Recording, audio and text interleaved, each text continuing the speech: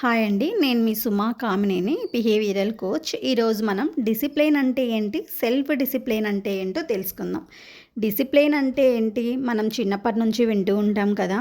స్కూల్కి వెళ్ళాలి, క్రమం తప్పకుండా హోంవర్క్ చేయాలి, టీచర్స్కి రెస్పెక్ట్ ఇవ్వాలి, రూల్స్ అన్నవి ఫాలో అవ్వాలి. ఇవన్నీ కూడా డిసిప్లిన్ కిందికి వస్తాయి. మరి సెల్ఫ్ డిసిప్లిన్ అంటే ఏంటి, మనం చేయాల్సిన పనులను, మనం చేయాలి అనుకున్న పనులను ఎవరో మనకు చెప్పాల్సిన అవసరం లేకుండా మనమే చేయటం సెల్ఫ్ డిసిప్లిన్. ప్రస్తుతం కావాలనిపించే చిన్న ఆనందం కన్నా జీవితంలో అవసరమైన పెద్ద లక్ష్యాన్ని ఎంచుకోవడమే సెల్ఫ్ డిసిప్లిన్. అందరికీ ఫిజికల్గా ఫిట్గా ఉండాలి అనిపిస్తుంది, కానీ దానికోసం మార్నింగ్ లేవాలి అని ఎవ్వరికీ ఉండదు. మార్నింగ్ అలారం పెట్టుకుంటాం కానీ లేవం. మోగగానే మన మైండ్లో చాలా థాట్స్ వస్తాయి. ఇప్పుడు అవసరమా ఎక్సర్సైజ్, రేపు చేద్దాం, ఇలా మనం పోస్ట్ పోన్ చేస్తాం. కానీ సెల్ఫ్ డిసిప్లిన్ ఉన్నవాళ్ళు అలా కాదు. వాళ్ళకు తెలుసు 5 మినిట్స్ హ్యాపీనెస్ చూసుకుంటే ఫ్యూచర్లో బాధపడాల్సి వస్తుంది అని. సెల్ఫ్ డిసిప్లిన్ ఉన్న వాళ్ళకి లేని వాళ్ళకి అదే తేడా. సెల్ఫ్ డిసిప్లిన్ గురించి ఇప్పుడు నేను మీకు ఒక 5 పాయింట్స్ చెప్తాను. ఫస్ట్, క్లియర్ గోల్ అంటే లక్ష్య స్పష్టత. మనం ఏం సాధించాలనుకుంటున్నాము, అసలు మనకేం కావాలో, మన లక్ష్యం అన్నది స్పష్టంగా మనం తెలుసుకోవాలి. అసలు నిజంగా నీకేం కావాలో తెలుసా? లక్ష్యం లేకోకుండా మనం పయనిస్తే ఇది జీపీఎస్ లేకోకుండా కార్ నడపడం లాంటిది. ఎక్కడికి పోతామో, ఎప్పుడు తిరిగి వస్తామో ఎవ్వరికీ అర్థం కాదు. మొబైల్, టీవీ, ఫ్రెండ్స్తో డిస్ట్రాక్షన్స్ లేకోకుండా చదవాలి అంటే ఖచ్చితమైన ఆత్మ నియంత్రణ అనేది మనకు ఉండాలి. క్లియర్ గోల్ ఉండాలి. సెకండ్ పాయింట్, టైం మేనేజ్మెంట్, కాలయాపన. సమయాన్ని సద్వినియోగం చేసుకోవడం, సమయాన్ని సరిగ్గా ప్లాన్ చేసుకోవడం. మనం సమయాన్ని గౌరవిస్తే అది మన జీవితాన్ని గౌరవంగా తీర్చిదిద్దుతుంది. ప్లానింగ్ ఉంటేనే టాలెంట్ అన్నది షైన్ అవుతుంది, లేదు అంటే అది వేస్ట్ అవుతుంది. టైం ఉంటుంది అనుకొని ఆగిపోయేవాడి కంటే టైం లేదు కానీ దాన్ని నేను సరిగ్గా వాడుకోవాలి అనుకున్నవాడే విజేత అవుతాడు. For example, APJ Abdul Kalam గారు డిస్ట్రాక్షన్స్ లేకోకుండా సమయ నియంత్రణ చేసేవారు. అబ్దుల్ కలాం గారు డిఆర్డిఓ, ఇస్రో వంటి జాతీయ స్థాయి పరిశోధనా సంస్థలలో పనిచేసేటప్పుడు రోజులో కొంత భాగం చదువుకు, ఇంకొంత భాగం పరిశోధనకు, కొంత భాగం వ్యక్తిగత అభ్యసనం కోసం అన్నింటినీ కలిపి సమభాగాలుగా చేసి సమయం అన్నది కేటాయించేవారు. డిసిప్లిన్తో ప్రతి పనిని టైమర్తో ప్లాన్ చేసేవారు. ప్రతి పనికి సమయాన్ని నిర్ణయించడం వల్ల పనులు ఆలస్యం కాకోకుండా జరిగేవి. ప్రతిరోజు రోజులో మనం చేయాల్సిన పనులు చాలా ఉంటాయి. డైరీ రాయడం అవ్వచ్చు, వంట చేయడం అవ్వచ్చు, ఇలా చాలా పనులు ఉంటాయి.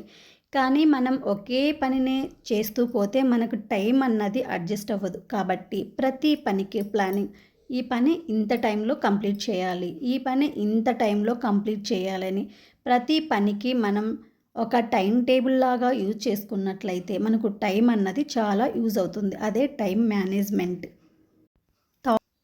థర్డ్ పాయింట్, ఆత్మ నియంత్రణ, సెల్ఫ్ కంట్రోల్. వెంటనే వచ్చే హ్యాపీనెస్ కాకోకుండా లైఫ్ టైం ఉండే ప్రయోజనంపై దృష్టి పెట్టాలి. సెల్ఫ్ కంట్రోల్ అంటే మన ఎమోషన్స్, ఆశలు, అలవాట్లు, ఆకాంక్షలు నియంత్రణ సాధించడమే. ఏది అనవసరమైన పని చేయక అవసరమైన పని చేయటం. మార్స్మెలో ప్రపంచ ప్రసిద్ధి చెందిన సైకాలజీ పరీక్ష. ఒక స్టాన్ఫర్డ్ యూనివర్సిటీ కొంతమంది పిల్లల పైన ఈ పరీక్ష అన్నది నిర్వహించారు.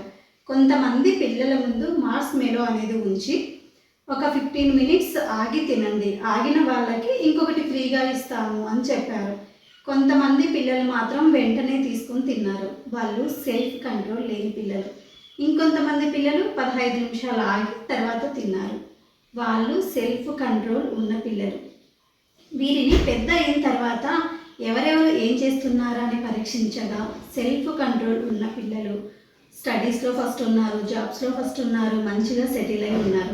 కానీ సెల్ఫ్ కంట్రోల్ లేని పిల్లలు కొంతమంది డ్రాప్ అవుట్స్ ఉన్నారు, కొంతమంది ఏమో చిన్న చిన్న జాబ్స్ చేస్తూ ఉన్నారు.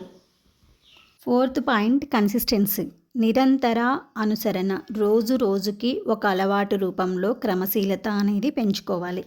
కన్సిస్టెన్సీ అంటే ఏ పని ఒక్క రోజుతో కాదు, రూపం మార్చుకోకుండా ప్రతిరోజు అదే పని పట్టుదలతో చేయడం.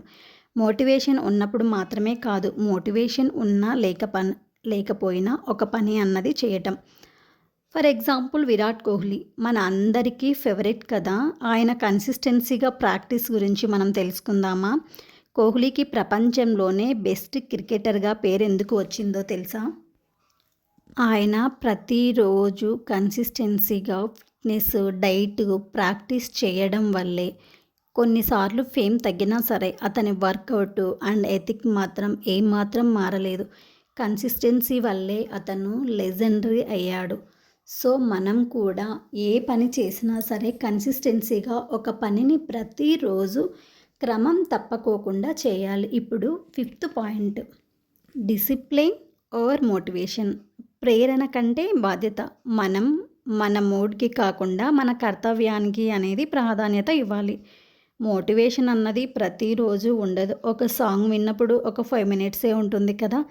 తర్వాత మనం చేయాల్సిన పని అయితే చేయాలి. అదే డిసిప్లిన్ ఉంటే మోటివేషన్ లేకపోయినా సరే ఒక పని అన్నది మనం చేస్తాం. నిన్ను సక్సెస్ఫుల్గా చేయగలిగేది ఒక్క కన్సిస్టెన్సీ మాత్రమే. మోటివేషన్తో ఒక్కరోజు జిమ్కి వెళ్తే ఫలితం ఉండదు. కానీ ప్రతిరోజు ఒక 30 మినిట్స్ వాకౌట్ చేస్తే ఆ వ్యక్తి చాలా హెల్తీగా ఉంటాడు. డిసిప్లిన్ అంటే ఎమోషన్తో కాదు, రిజల్ట్ కమిట్మెంట్తో పని చేయడం. మోటివేషన్ నీకు ఒక స్టార్టింగ్ పాయింట్ అన్నది ఇస్తుంది, కానీ డిసిప్లిన్ మాత్రం ఖచ్చితంగా ఫినిషింగ్ పాయింట్ మాత్రం ఇస్తుంది. సో మోటివేషన్ కన్నా ఇంపార్టెంట్ డిసిప్లిన్, కన్సిస్టెన్సీ. ఇది ప్రతి ఒక్కరం మనం పాటించడం వల్లే లైఫ్లో ఎదగడానికి చాలా చాలా యూజ్ అవుతాయి. ఈ 5 పాయింట్స్ అన్నవి మీ లైఫ్లో చాలా యూజ్ అవుతాయి అని అనుకుంటున్నాను.